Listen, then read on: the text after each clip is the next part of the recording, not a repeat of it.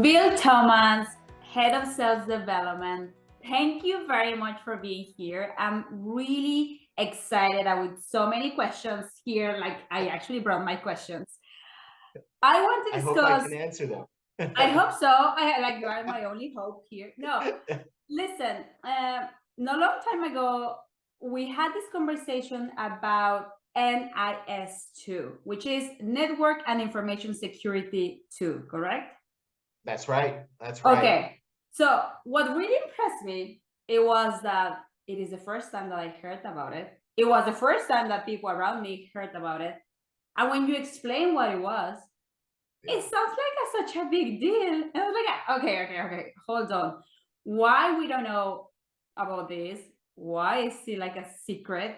Why it's not even that popular on the internet? Like I really struggle to find articles and information about it. So that is the reason that I really want you to have you over. I really want to understand what it is, implication, etc. So let's start from the basic, if that is okay. What it is NIS2? Absolutely, Andrea. And it's our Network and Information Security Directive. So this was introduced a number of years ago, version 1, the NIS directive. And the version 2 has recently come into effect this year, which is probably why you haven't heard a lot about it. And it is kind of a shame because it is very, very important. NIS2, it's an expansion on the previous EU cybersecurity directive. It was proposed by the European Commission to build upon and kind of rectify some of the deficiencies of the original directive.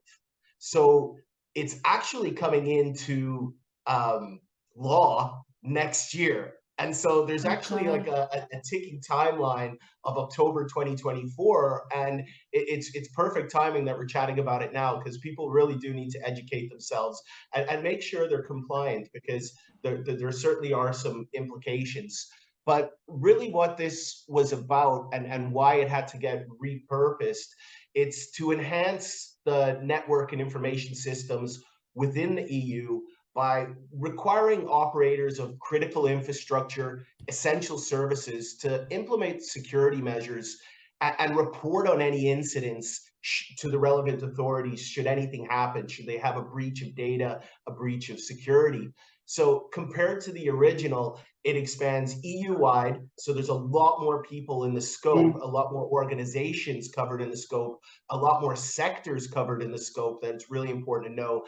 And the supply chains, security supply chains, the objective is to simplify reporting obligations. So we've got some new rules about that I can dig into later, and basically enforce more stringent measures and sanctions throughout Europe.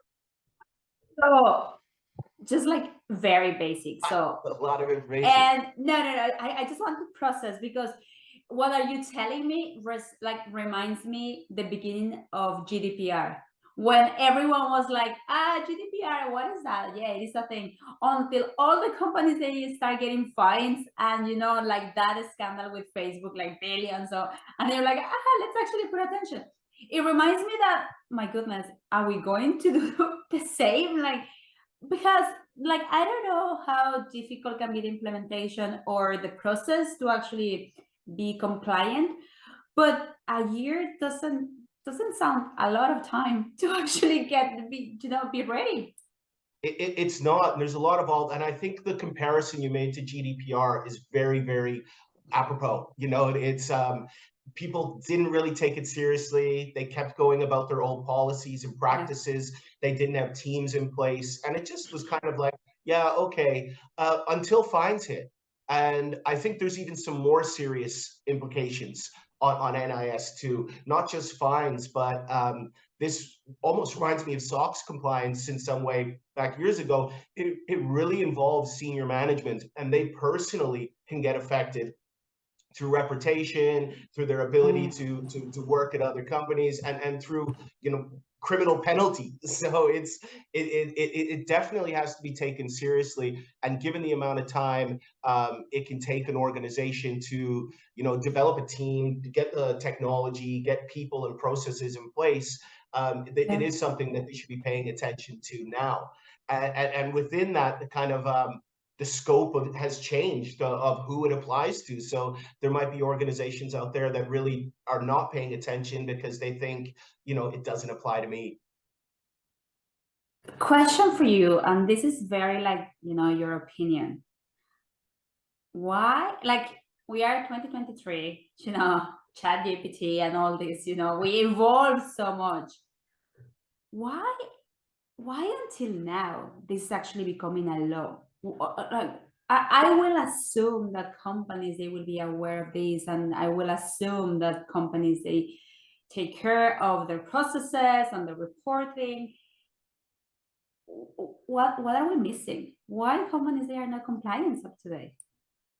Well, I think that the world has changed. The landscape has changed. We have rising threats in cybersecurity, physical security across the globe. Europe is at war right now. There's a lot of things happening geopolitically that have changed the landscape of how organizations work. So originally, the NIS directive, it applied to governments, energy, transport, public administration, that type of thing. But it's drastically expanded. It includes down to waste management, chemicals, production, distribution, manufacturing, research institutions, food distribution networks, food development. So it's digital providers. There's all kinds of organizations now, and everything along their supply chain. So this really affects, I think, small medium enterprise in Europe, which makes up about like over 90% of Europe's economy is in SMEs. It's not the Fortune 500. You know what I mean? Which is typically Yeah. overseas. And I think when likening it back to GDPR, when you said everybody knows about the Facebook fines and the Google fines, those type of things, but there's actually a host of other organizations that are much smaller that have been hit with hefty sums. You know what I mean? And arguably more damaging to them, you know what I mean? Because they don't have the scale of those large enterprises. So it's very important for a small, medium enterprise in Europe to pay attention to this, because they might not have the resources and the security teams in place. They might not have a CISO. They might not have, a head of security and whatnot. And so they have to kind of get a group together and prepare for this. It's really important what you mentioned, because we deal with entrepreneurs and with and CEOs and in a daily basis, and sometimes you hear like very often, it's like, that doesn't apply to me. I'm not Facebook. I'm not Google. And then you're like, well, it does apply to you, and you really need to be careful about this. What other industries they need to be aware of this of NIS2? Yeah, absolutely. And again, it goes back to your anybody involved in the production of food, supply chain of food, your water supply, drinking water, wastewater, critical infrastructure like that. Your digital providers, you're the people who supply your internet, your telephone companies, all of that information. Manufacturing is very important on the supply chain, and their actual physical equipment and physical premises need to be protected from attack.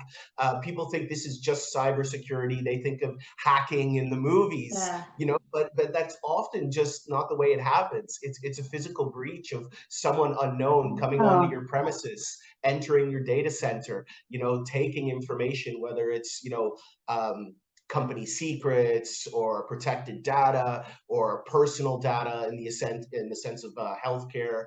The European Space Agency and anybody involved in satellites and along their supply chain. Yeah, these are organizations that just they never thought of these threats, and so they likely haven't kept up to date with the latest security measures. Again, on the food supply chain, there's bad actors out in the world who would like to see us all go hungry this winter.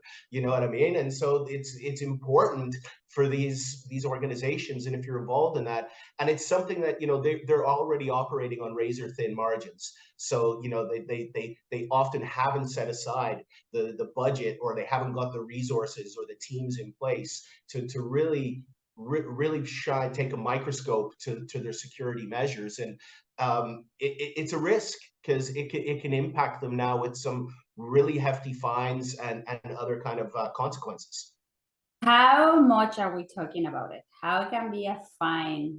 Like, I'm just very skeptical to ask you, like, how much are we talking about it? Like, how much money yeah, we're talking about it. It's not bus fare. It's a little more than that. You know what I mean? So for the organizations classed as essential entities, they can have a maximum fine level of 10 million euros, right?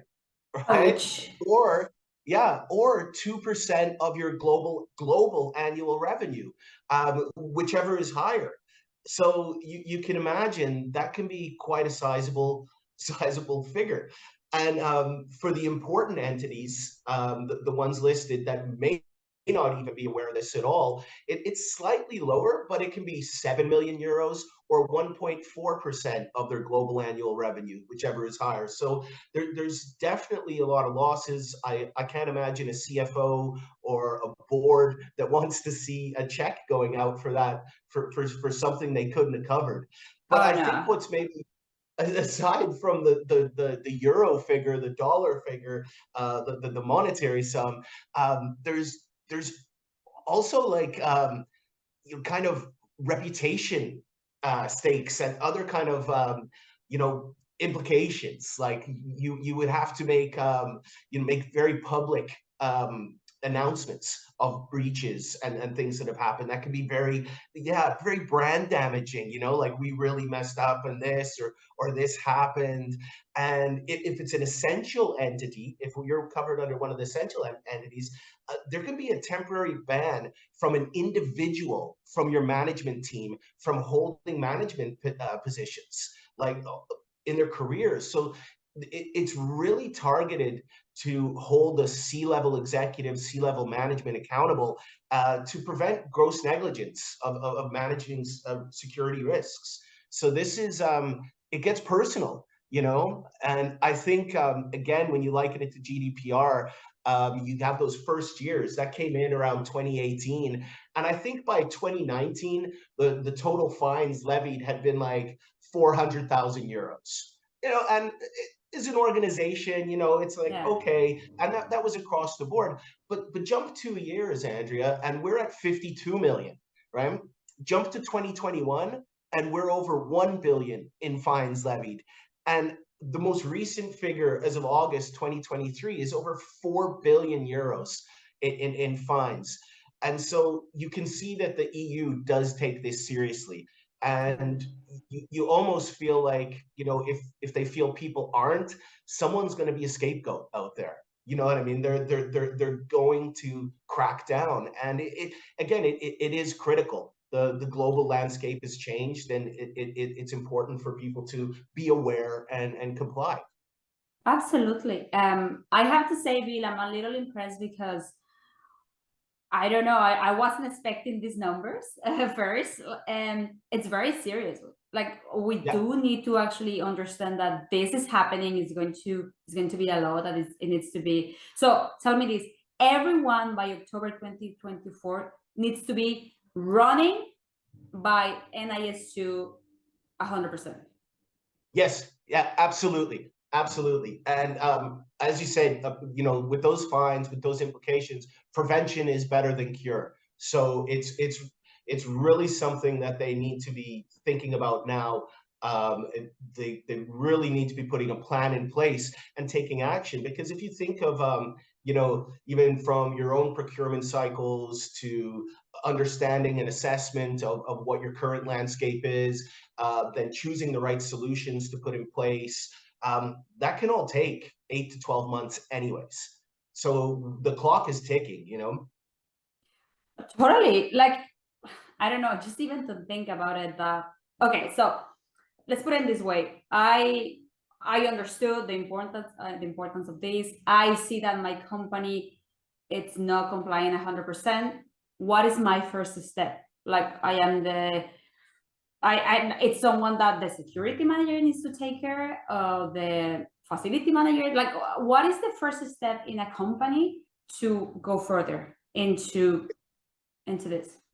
It's a great question. And considering the amount of organizations that may not even have a global head of security or a CISO that are now affected by this, it's really the onus, the pressure is on C-suite management. They need to look at this.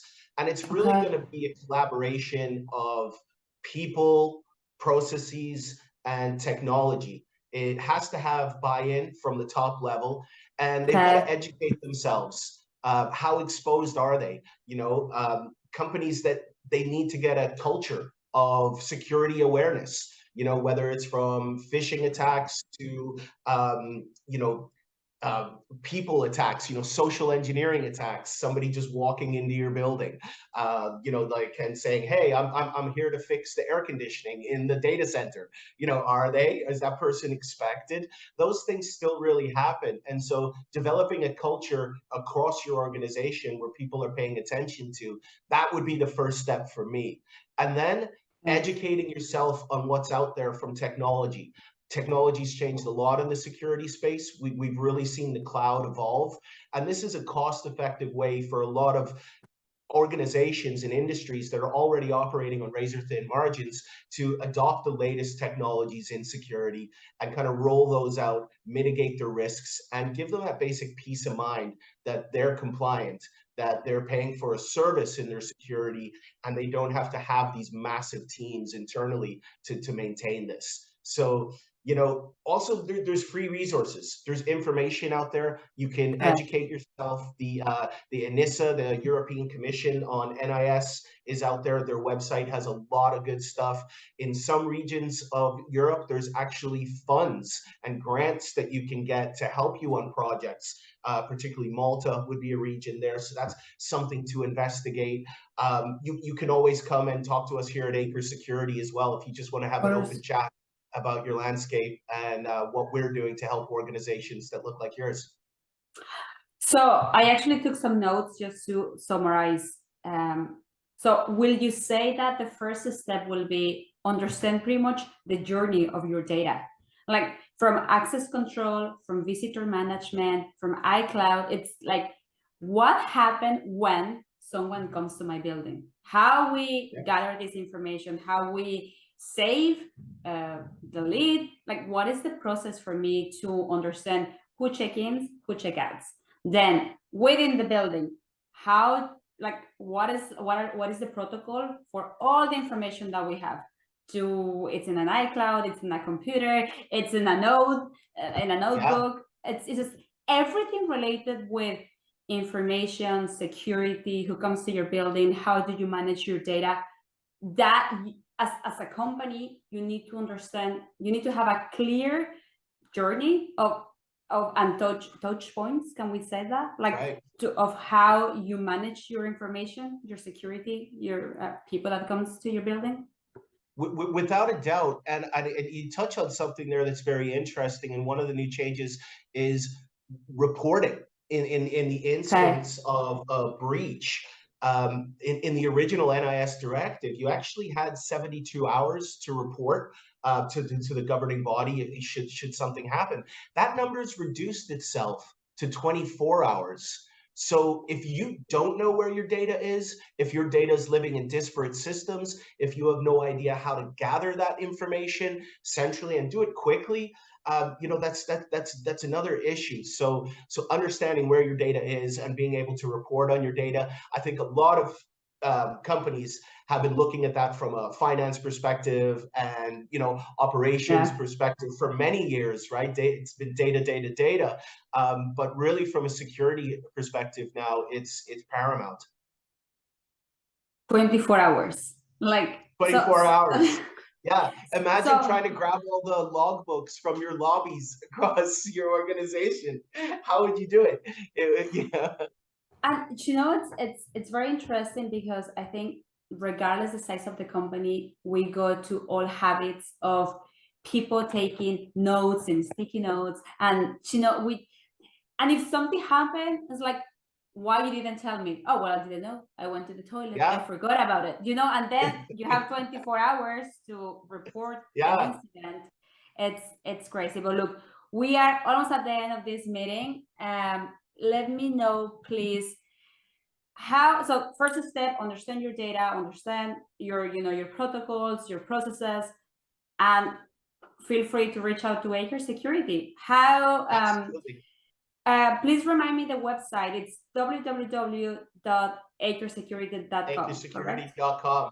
And we'll have lots of resources there. You can always contact us. Feel free to reach out to any of us. We're a global organization. You might not think it affects you, but if you do business with European entities, it does affect you. So wherever you are on the globe, it's important. You can find us all on LinkedIn, Acre Security. Okay, hold on. So even if your company's in the States, and then you're like, right, this doesn't apply to me. It does. Yeah. If you do business with a European company. Absolutely. If you're involved in the supply chain of any of those organizations affected, then you're at risk. You need to be compliant. So it truly is, again, just liking it back to GDPR. It was a European initiative, Wow. but we've seen the biggest penalties are on Silicon Valley companies. You know what I mean? So it's similarly, this will be global, and the extent we're in a globally connected world. The extent of supply chains truly is, we're living in a village, even though it's we're separated. So it's really get out there, educate yourself. If you don't have the resources internally to understand if you are at risk, as I said, there's the European Commission, the NIS cooperation group. Those are free resources. Come and chat to us. Happy to have that conversation. Of course, no, absolutely. Okay, that was actually a big surprise, to that regardless where you are, you actually need to be compliant. Bill, I am sure, and I encourage everyone that listen to this video or even a podcast, if you have any questions, please reach out and send questions to Bill, because I'm pretty sure that we will have a second conversation, because I need to know more. I need to more about this. Yeah. So send your questions. How can people find you on LinkedIn or your email? Like how they can have a more personalized experience with you? Yeah, you can get me at Bill Thomas, Acre Security on my LinkedIn. I'll post it up there. My email is billthomas@acre-international.com. You can get me at bill.thomas@tds.ie. You can get me many emails that'll come to me. I'm easy to find. I don't try and hide out there, but yeah, happy to. And as I said, you might not know if you're affected. There's specific industries, again, the food, healthcare, finance. It's all going to affect them in a different way. Critical infrastructure, and so yeah, there's a lot of education to be had around the topic. Look, great conversation. I'm pretty sure that we will have a second part. Please send your questions if you have more questions about it. And yeah, and let's start working, because October 2024, it's just not far away. So let's start. This is it. Thank you so much, Andrea. Thank you, and see you the next time. Okay, bye. Thanks. Appreciate you. Bye.